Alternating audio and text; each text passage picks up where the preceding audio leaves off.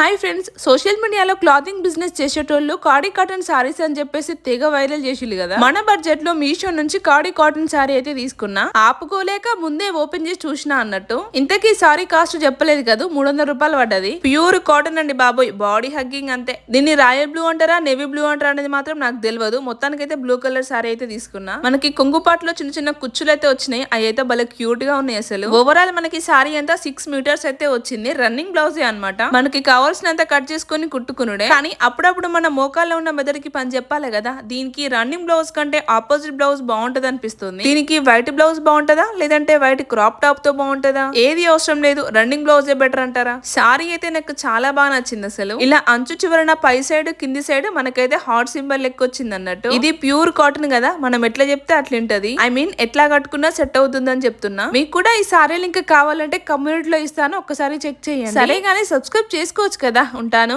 Bye.